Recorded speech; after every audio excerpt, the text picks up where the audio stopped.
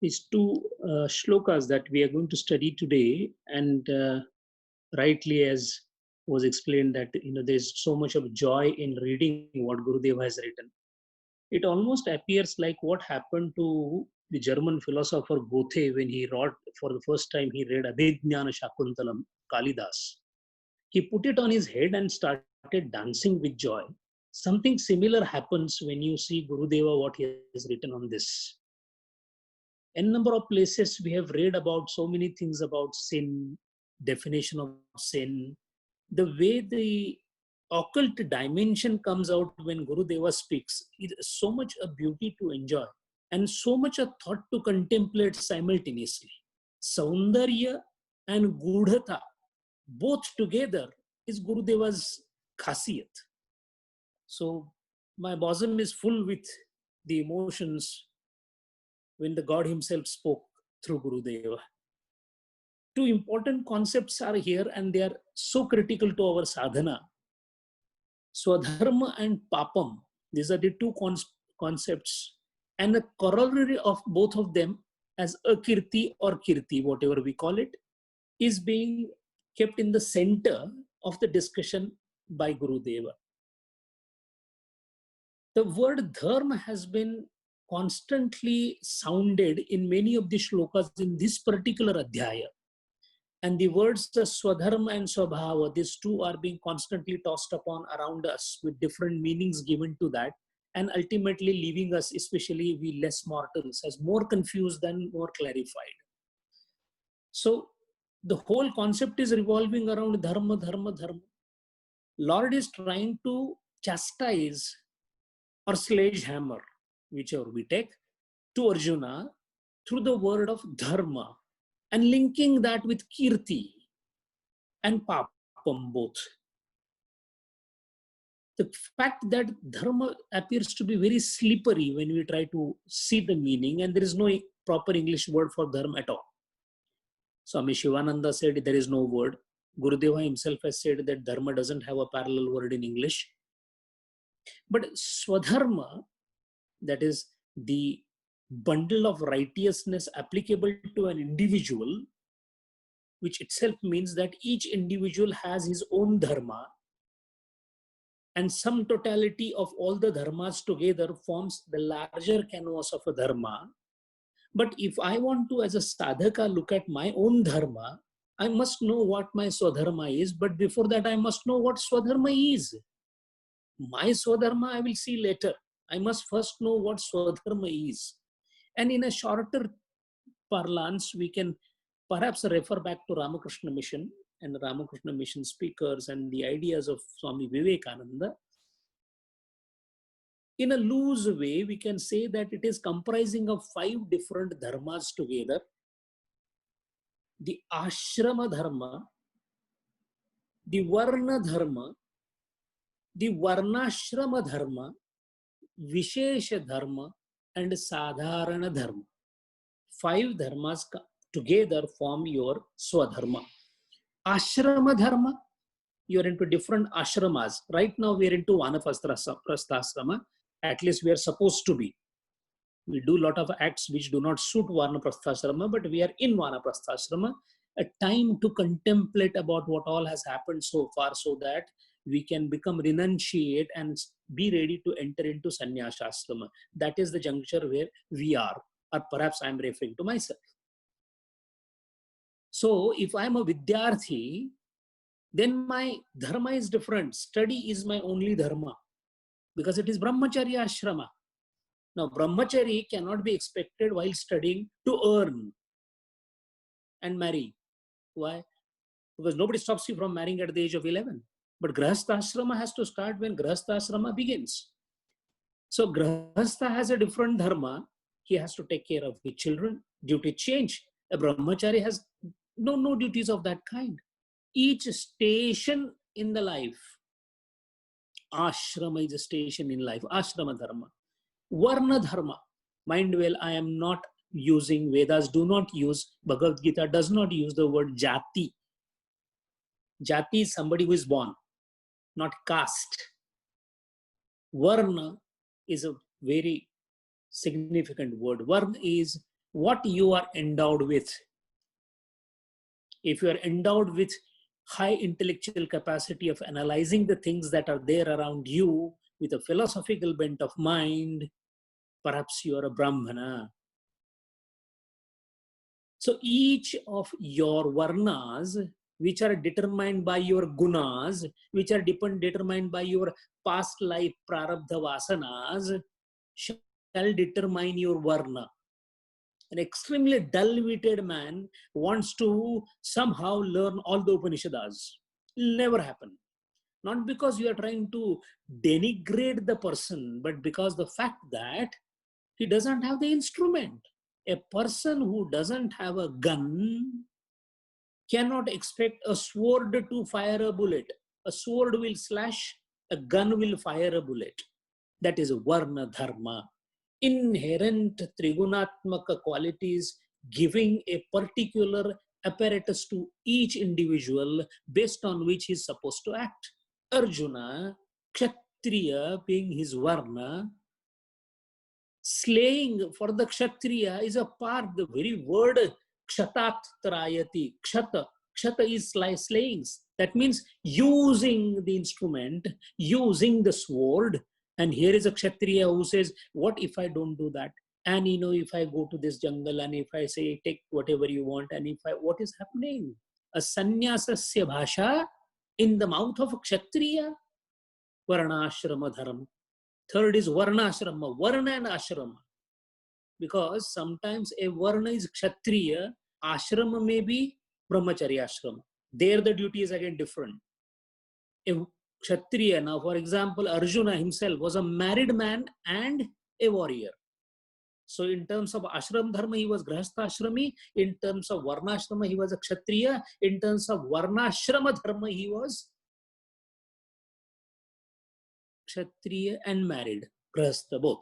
Grahastha Kshatriya. So Varnashrama Dharma also puts some certain duties on him. Then comes Vishesha Dharma. Vishesha Dharma means there are specific purposes for which you will be acting. Here in this particular war, Arjuna was not only a warrior, not only a Grahastha, but a general. I am working in my office as a chief executive officer. That is what the designation the company has given me. Now, moment I sit in my chair, my Vishesha Dharma is CEO. I am no more what my name calls me. Everything I do there is in the capacity of CEO. In the capacity means Vishesha Dharma. Many people asked Vivekananda, why don't you do something about social reforms and the political struggle? He said, that is not my Vishesha Dharma. My Vishesha Dharma is, I am the world teacher. Gurudeva, with impressive history of a revolutionary, why didn't he take after 1947 social reform or politics as his subject?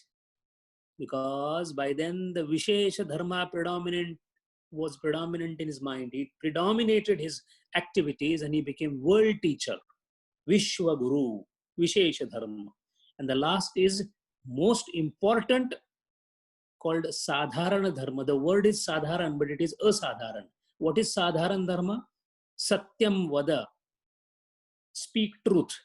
Now this has no relation with time, stage of life, varna, ashram. It is true across the board. Even in Latin America, it holds good. Even on the Mars, it will hold good. It will hold good because it is Sadharana Dharma. Thus, ashrama dharma, varna dharma, varnashrama dharma, vishesha dharma, sadharana dharma will form dharma. This dharma which is to be followed is not being followed by him. That is why look at the word used, dharmam sangramam, righteous war. Word is righteous, second word is war. How can war be righteous? Anybody can ask this question. War is supposed to be something not good. But here it is called righteous war.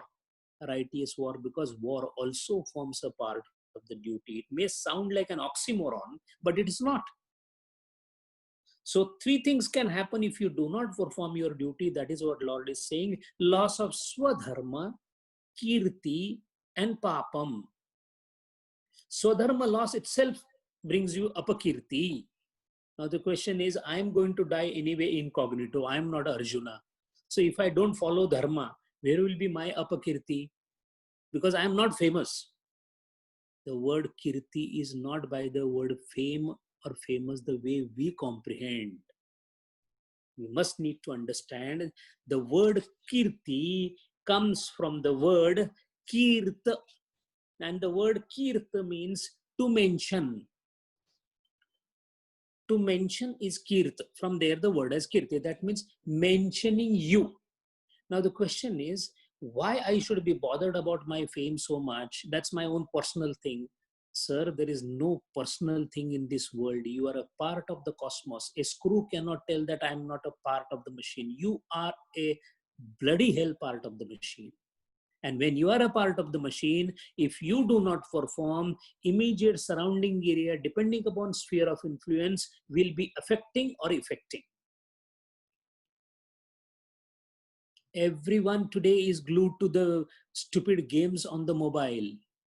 From where the influence is coming? From a evil source. But is not that everybody is following the evil source and trying to follow the footsteps? What happened? Somebody who has not performed his dharma properly and has created something which could not be of a good, which could not be a good thing for humanity, is being followed by other human beings. So Apakirti also gets enormous number of followers. There are people who say there is nobody like Hitler. What happens? Neo-Nazism, what is it? It is nothing else but eulogizing the wrong tendencies. That is where the kirti matters. So what you do is not only important for you, but being a part of the cosmos, everything that you serve, you lead and leave impression back and around you, which can perhaps be a cause of destruction for others. One Gurudeva is a Kirtivanta who left the impression. Shivaji Maharaj and Rana Pratap, Ranjit Singh left an impression which is even today followed as impression of a Kshatriya or the valor. The king of Gogunda, Rana Pratap, preferred to eat grass rather than surrendering his sovereignty. That is why million times richer than him was Raja Man Singh, but he is not remembered. An absolute poor Kalidas is remembered even today. Why? Kirti. What he has left behind is adorable, worth emulating to the extent that the Jnaneshwar Maharaj at the age of 21 who took Sanjivana Samadhi, his words still reverberate in the ears. That is why if you do not do this, that is why Kabir Maharaj says, Kabira jab hum paida huve, jag hase hum rove. Aisi karni kar chalo, hum hase jag rove. Jag rove means everybody should feel what we lost. Is it not that we feel that had Gurudev been around today, what would have happened? The very thought electrifies us. That is called Kirti. And that is why he says personal call of character. Personal call of character is how Swadharma is defined. Gurudev gives one great purpose for this particular dharma, law of being. He says, this is for gain on which is to gain an exhaustion of existing mental impressions. The bundle of vasanas with which the individual has arrived into a particular incarnation. It is incarnation because you don't reincarnate. Incarnation, carnal is flesh. Carnal is flesh. Nam rupatmak. Every time you will be put into a incarnation in the body of a flesh to exhaust the vasanas. And when we say exhaust, Swamiji has used catharsis. He is Angla Vidya Vibhushita. What is catharsis? Catharsis is virechana. There is a release of something that is pent up, which is kind of under pressure is being released. It is not same as washing. Washing is prakshalana. Prakshalana is there is a surface on which there is a blot which you clean. That is called washing. Catharsis is something that is released. These two are different words. Prakshalana, virechana. So catharsis is, kathairo is a Latin word. Kathairo is I clean, I release, I relieve. That is how the word is used in Latin. It has come from Latin, then it came into Greek. From Greek, it came into Latin. So this catharsis, what he says, is chances provided for vasana catharsis. Human being is the highest birth that is given a chance to have this particular cleaning of vasanas. So, if you are supposed to clean the vasanas, you do that in the righteous manner through the dharma. If you don't do that, then what will happen? Again, you will have to come to release the same vasanas. And that is why, if all the vasanas are exhausted, then what will happen? Then you will not come back. And that is when you are not afraid of death. Otherwise, you should be afraid of death, because every death means another birth. In the 34th shloka, why there is a fear of death and akirti? Akirti, because it is not your akirti, sir. You are also polluting the cosmos by setting up a bad example. Not for yourself, but also for others. You are creating negative frequencies, negative impressions in the cosmos. You are not here for that. You have been specially sent here to have release of your vasana, so that you reach a stage where Gurudev says the mistake of the mind of creating agitation itself is thought. Thinking is sin. To an extent of thinking good is also sin. Trishna, desire for objects, is bad. So also a desire for God. At a higher level, desire for God also has to be broken down. In Bhakti Rasa Shastra, it is Bhakti Rasamrita. The Rupa Goswami says that, God, I am doing your bhakti, even this desire you take away, because that will block me from being with you. I don't want anything. I just want to be on Baisale Govinda Che Shejari. Jnaneshwar Maharaj says, I have sat next to Govinda. That's all. For, no for. The word cannot, the sentence cannot be punctuated by for, to, no. No, nothing of that kind. The desire of a highest order to attain moksha is also an obstacle. It is called golden chain. So any agitationless means thoughtless. So any thought is a sin. Why? Any thought about anybody means you are not what you are. A thoughtless condition. Maybe to reach to a thoughtless condition, having a good thought of reaching there is useful. A ladder is useful to reach to upper floor, but after that the ladder also has to be thrown away. Vedas are also useful, but after some time Vedas are also to be thrown away. Ram Niranjana Nyara Re, Anjana Sakala Pasara Re, Anjana Brahma, Anjana Shankar, Anjana Gopi Sangha Govindure. Everything is Anjan.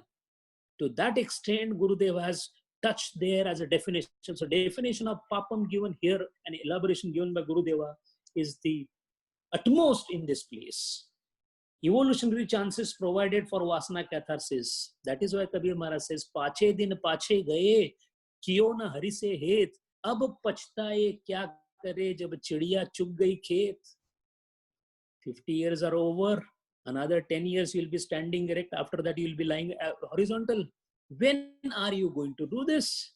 That is why it's a stark warning. A boy with tendencies for art cannot be successfully trained to become a businessman or economist. It is very clear. Bhagavad Gita tells, sir, what is the combination of three gunas you have? Check. You have only three instruments with you. Check which one you have. Sattva more, Raja more, Tamoguna more. See the percentages. Check the pulse. Check these three gunas. Ashta Kamaladala Charkha Chale, Pacha Tattva Ki Puni. Now dasa mas bunan ko lage, teen guna dhar dini chadariya jhini re jhini. Once you know the three gunas, what you have, then you know what is your swadharma. Sir, sattvic guna is dominant and I want to do some stealing. You will never be successful. Even as a chore, you will not be a chore. Why? The gunas do not help you, sir. They don't predominate. I am full of tamoguna and I want to study Upanishad. No, sir. Now all you have to do is first exhaust the tamoguna, then come to Raja. That is why Swami Vivekananda, when he was approached by a very bad man, and he asked Vivekananda, sir, what should I do to become Jivan Mukta? He said, start lying. He said, sir, jhoot bolu? Start lying, because even that much you can't do, because that also requires Rajoguna. So what it means is, Gurudeva is saying that You cannot go to run away into the jungles for seeking gods, because in jungle also you will carry your gunas. The main thing is, Kabir Maharaj says, Jangal jaye jogi, duniya ramole. He's going into the jungle but thinking of the world. Jangal jaye jogi, duniya ramole. Kama jwarale jogi hoi gare hijda. Man na rangaye, rangaye jogi kapada. What is the point in doing external things? Your antarang, which is dominated by gunas, is more important. And that is why Gurudev says they can neither meditate upon the Lord nor find a field of sensuous enjoyment. There are many of us. We are halfway into Adhyatma, halfway into Samsara. So either we are not going to do successful. Ram naam kadwa lage, mitha lage dam, duvidha mein dono gaye, maya mili na Ram. Na maya milegi na Ram milega. Which is wrong. More agitations in their mind, otherwise called papa. That is why Gurudeva says, just by saying that Arjuna will incur sin, if you translate the shloka like this, then you are not understood. So that is why the 34th shloka then focuses on why is honor to be worried so much and why fear death. Fear death because there is a possibility of birth. Those who do not have possibilities of birth, they do not worry death. Else everyone has to worry about the death. Why should I get born again? Punarapi maranam, punarapi jananam. Why? And that being the question, the difference between the death is, Ja marane se jag dare mere man anand, kab maru kab pahu purana paramanand. That is what Kabir said, because this is my last death. And what about us? Kabir Maharaj only said about our death. Marna hai mar jaiye, jhoot pade sansar. Aisa marna kya kare din mein 100 baar. He used to say that every time you do thinking, you are dead. Every time you are under anxiety, you are dead. And in the day you die at least 1,000 times. That is why the kirti means to mention, there will be a mention about how you died. And then if many people, if no Arjunas are born anymore, how will people come to know what is valor? If Gurudeva was not there, how will we come to know that a man, a God walking as a man? If Vivekananda is there, how will we come to know? Otherwise, there will be only heroes left like Adolf Hitler. Is that the way the humanity should be moving forward? Had Gandhiji been not there, what adarsha you have in politics of the current politicians? Can they be our adarsha? Is it not that in our early youth we got influenced by even them? बहुत पैसा है, बहुत powerful है, बहुत networking है, मैं उनका follower हूँ. We have done that mistakes. We followed wrong people. Why? Because we got lured by akirti as kirti. That is why Lord is worried. Lord says, Arjuna, don't leave an impression behind which could be a bad impression for others to follow. Be that. Be Bhakta Prahlad, be Dhruva, be Shaunaka, be Gajendra, be Sanat Kumara, Chatushkumaraha. These are our ideals. Hinduism thrives on ideals. Hinduism thrives on kirti, not on apakirti. And that being the reason, a focus, an emphasis has been given in both the shlokas on Swadharma, Papa, and Kirti.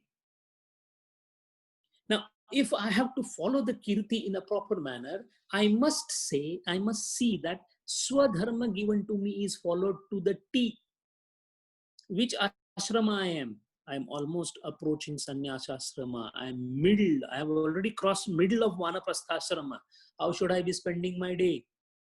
Watching serials? Gossiping? Attending clubs? Playing cards? Is this vanaprastha ashrama duty? Is it vanaprastha ashrama dharma?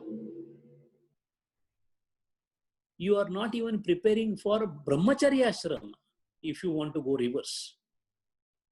So that means recognizing my ashrama, which station I am. Graying of hairs is not getting old. Understanding ashrama is getting old with grace. Varna. If my varna has, Even so much of Swadharma is so important, because then if I get moved even by the name of the Lord and tears starts flowing from my eyes, I seem to be of a Varna which is of a Bhakta. No, the Lord's emotional things do not move me, but the analytical approach, the reasoning, the tarka, you seem to be a Jnana Yogi. I have an attraction for mysticism. I would like to analyze my own body, see how the breathing happens, make control on the breathing, balance the breathings, and through that try to analyze the whole world around me so as to reach the final destination. Perhaps I have a bent for becoming a Raja Yogi. Imagine a person of a Jnana Yogi character trying to become a Bhakta, and a Bhakta trying to become a Jnana Yogi. Why those differences? Why these four paths are given? Swadharma is different, Swabhava is different for each one of them.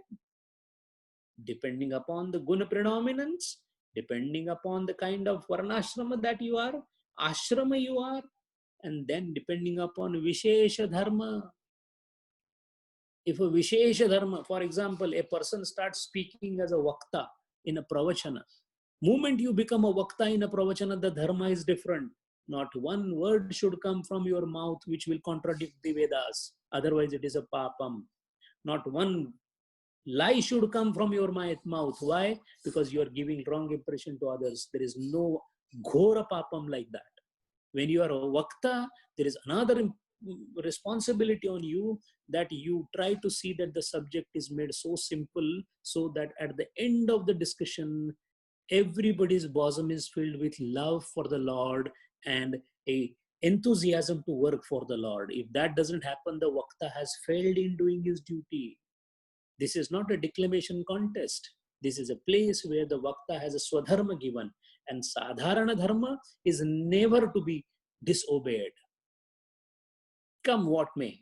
Once only Dharmaraja disobeyed the Sadharana Dharma of Satyam Vada.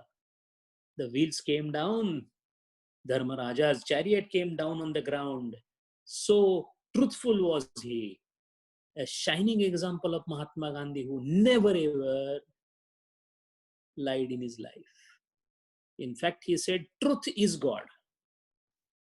He said, God is truth was my first conception. Now I have come to the conclusion that truth is God.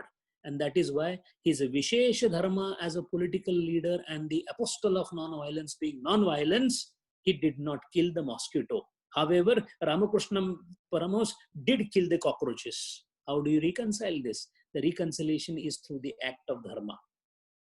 Since Ahimsa's apostle was Mahatma Gandhi, he behaved like an apostle, Vishesha Dharma, Jesus Christ, Vishesha Dharma. So he did not oppose when he was crucified. While Guru Govind Singh took sword in the hand for the Rakshan of Dharma, because he was a Kshatriya by nature. So he did followed his Dharma, particular to that particular Vishesha Dharma during the Aurangzebs and during the Mughal period time. Dharma Rakshanartha. So all these dharmas are to be kept in mind individually to ourselves. My Sadharan Dharma, I have to follow. My Vishesha Dharma, I must follow.